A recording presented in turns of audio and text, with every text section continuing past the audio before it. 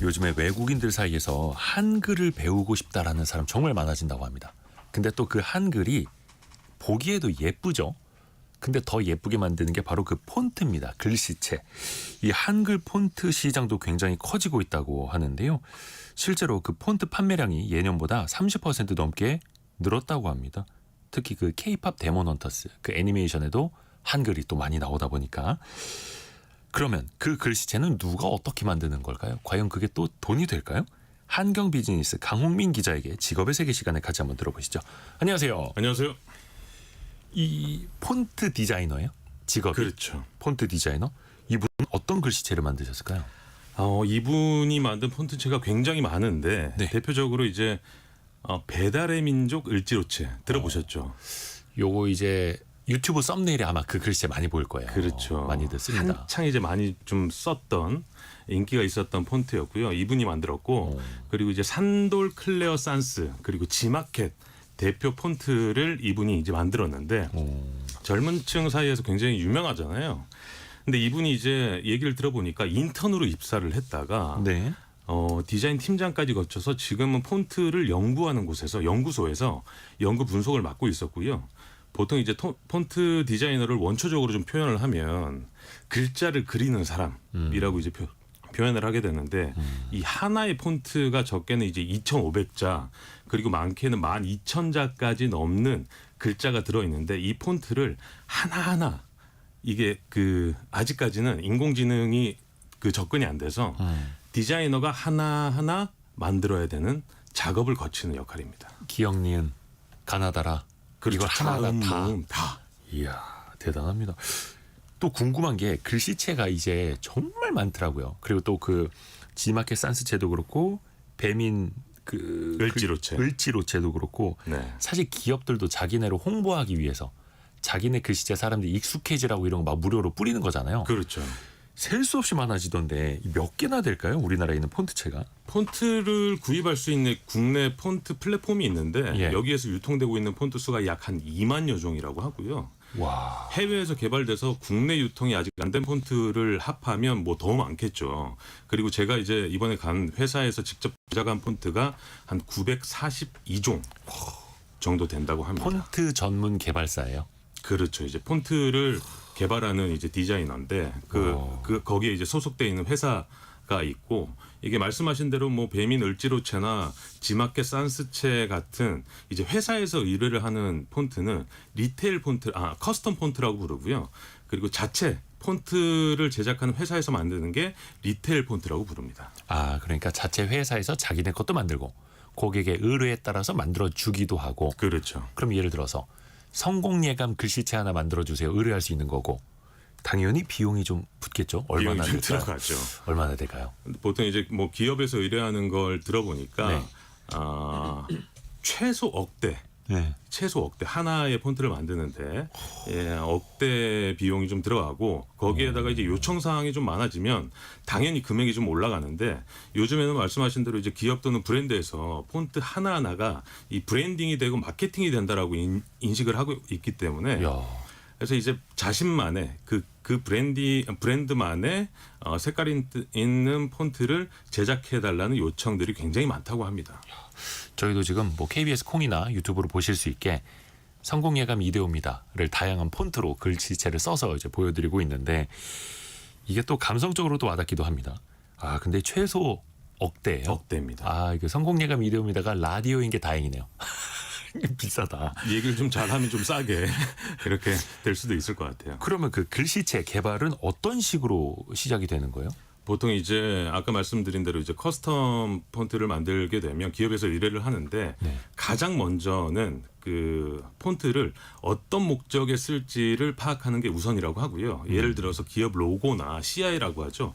이 로고에 반영이 되는지 아니면 광고 문구나 홈페이지에 들어갈 폰트인지를 방향을 정하는 게 중요하다고 합니다. 그래서 이제 그리고 이제 한글만 만들지 요즘에는 뭐 영어, 일본어, 중국어까지 만드니까 이것도 정해야 되고 뭐 PC, 모바일용까지 제작할지 등을 정하게 되는데 그 이후에 이제 시안을 만들거든요. 이 시안이 통과가 되면 폰트 하나당 적어도 아까 말씀드린 대로 2,500자라고 말씀드렸잖아요. 2,500자. 그래서 그 한 글자 한 글자를 다 디자인해서 만든 후에 디지털 환경으로 사용할 수 있게끔 변환을 하는 이 작업도 한 1, 2주 정도 걸립니다. 그래서 그렇죠. 그 이후에 폰트 파일이 하나 탄생이 되는데 여기서 재밌는 건 예. 계약할 때 시안을 몇 번까지 볼지를 고객사와 정한다고 해요. 그걸 계약서에 명시를 한다고 합니다. 그 수정 그렇죠. 1-2, 2-3 쭉 가면 안 되니까. 보통은 이제 한 3번 정도 시안을 보고 최종을 결정하자 이렇게 하는데 3번 봤을 때 고객사에서 도저히 마음에 안 든다. 그럴 수 있죠. 라고 할 수 있잖아요. 그럴 수 그러면 있죠. 이제 비용을 좀 더 내야 된다고 합니다. 이게 어떻게 보면 고객사 갑질 방지 차원에서 그렇죠. 그걸 만들었다고 해요. 뭐 수십 번, 수백 번 뭐 수정해 줄 수는 없는 그럴 수 거니까요. 있거든요. 시간은 얼마나 걸려요? 보통 폰트 하나를 제작하는 데는 한 3개월 정도 걸리는데 하나 만드는데요? 그렇죠. 근데 이제 한글만 제작하는 게 아니라 아까 말씀드린 대로 영어나 라틴어, 뭐 일본어, 중국어 등 의뢰에 따라서 제작 폭이 굉장히 달라집니다. 근데 뭐 전체 한글을 제작할 때는 기본이 이제 2,350자, 2,500자 정도 되는데 네. 전체 한글을 제작할 때는 12,172자가 된답니다. 한자는 4,880자, 문장 부호 있죠. 느낌표, 물음표. 이게 한 900개 정도 된다고 하니까. 무슨 표시도 이게 다 특색이 있어야 되고. 그렇죠. 우리가 모르는 이 부호들도 굉장히 많기 때문에 이런 제작을 하는데 시간이 굉장히 오래 걸리고요. 이분이 참여했던 폰트 중에는 48종 정도 되는 폰트를 의뢰받은 적이 있다고 해요. 근데 이게 한 1년 반 정도 걸렸다고 합니다. 와, 대단하네요. 생각해 보니까 느낌표, 물음표도 저마다 생긴 게 달라요. 그렇죠. 그거 하나하나 다 해야 되고. 그래서 평균 3개월, 최소 억 단위. 이게 또 난이도가 또 있을 수밖에 없어요. 그러면은 우리 7891 쓰시는 분이 독자적인 개발 그 폰트는 디자인, 상표권 등록하는 거죠? 이거 저작권, 특허 이런 건 어떻게 됩니까? 아직까지는 폰트 특허 기준이 있지는 않고요.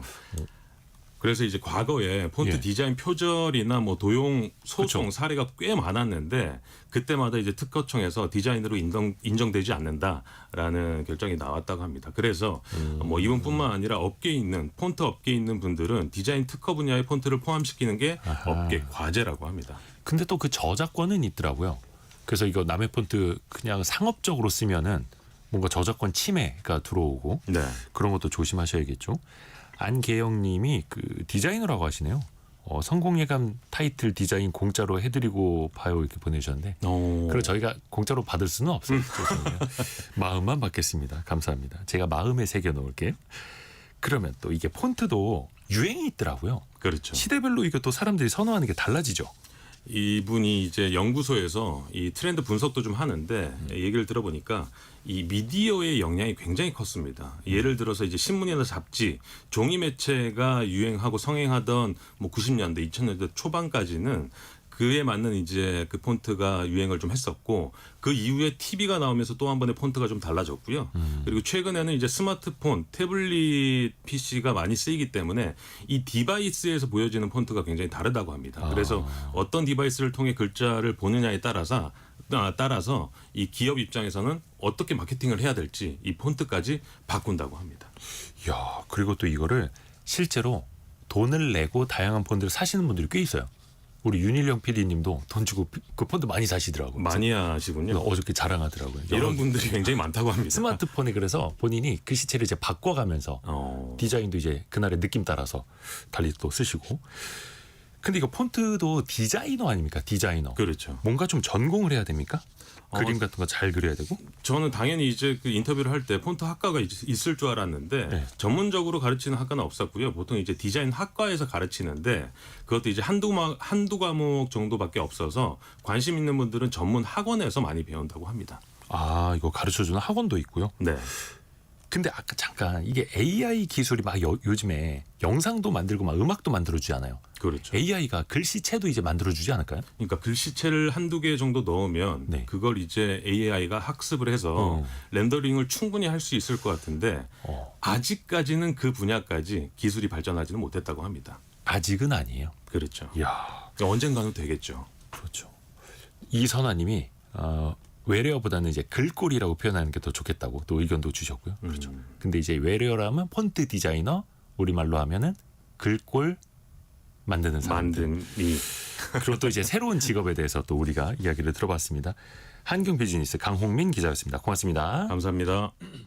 자, 벌써 1부 마칠 시간이고요. 2부에서는요. 우리 잠깐